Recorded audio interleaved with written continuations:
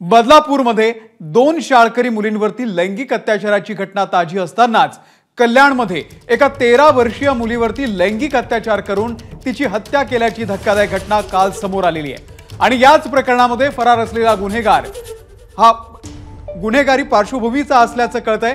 विशाल गवळी याला शेगावमधून त्याच्या मुसक्या आवळण्यात आलेला आहे। तो दाढी काढून पेहराव बदलण्याच्या तयारीमध्ये असताना पोलिसांनी त्याला पकडलं। दरम्यान या घटनेमध्ये आरोपीला मृतदेहाची विल्हेवाट लावण्यात साथ देणाऱ्या त्याची पत्नी साक्षी गवळी हिला सुद्धा 2 दिवसांची पोलीस कोठडी ठोठावण्यात आलेली आहे। याशिवाय मृतदेह फेकण्यासाठी मदत करणाऱ्या रिक्षा चालकाला देखील बेड्या ठोकल्यात आहेत। रिक्षा ही जप्त करण्यात आलेली आहे। या घटनेचा निषेध म्हणून तोंडाला काळी पट्टी बांधून स्थानिकांनी आज मूक मोर्चा काढला। या आरोपीला राजकीय वरदहस्त असल्याचा आरोप स्थानिक नेत्यांनी केलाय।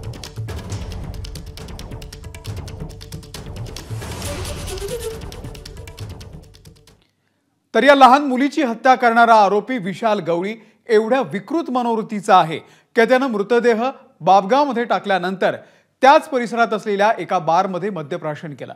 त्याचा हा रात्रीचा व्हिडिओ सुद्धा समोर आलेला आहे। या व्हिडिओमध्ये त्याच्या चेहऱ्यावरती केलेल्या कृत्याचा पश्चाताप दिसत नसल्याचं आपण पाहू शकतोय।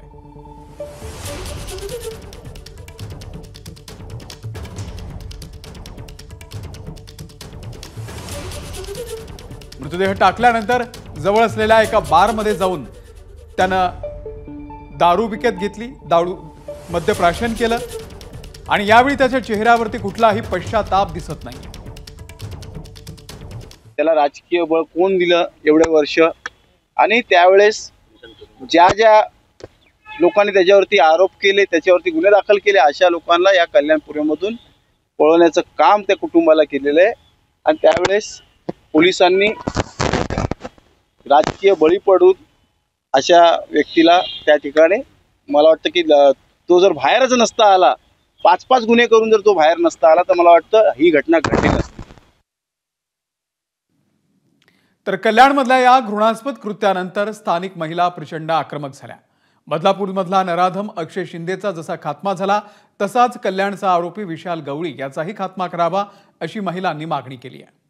आणि जो आहे त्याला फाशी दिली पाहिजे, नाही तर आमच्या महिलांकडे द्या, त्याला फाशीच मिळाली पाहिजे।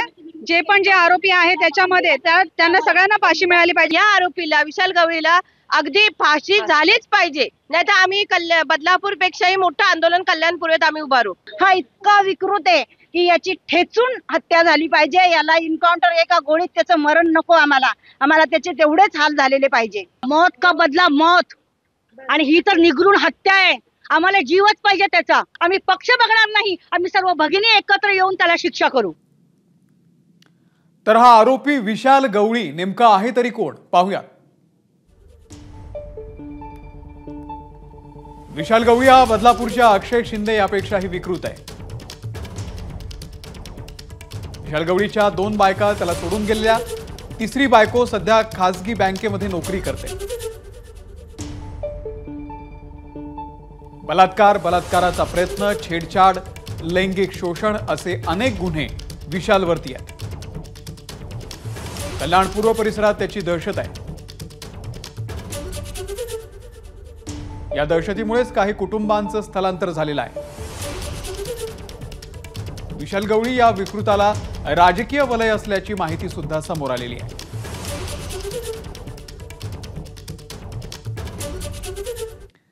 तर कल्याणच्या या दुर्दैवी घटनेवरती मुख्यमंत्री देवेंद्र फडणवीस यांनी काय प्रतिक्रिया दिली आहे पाहूया।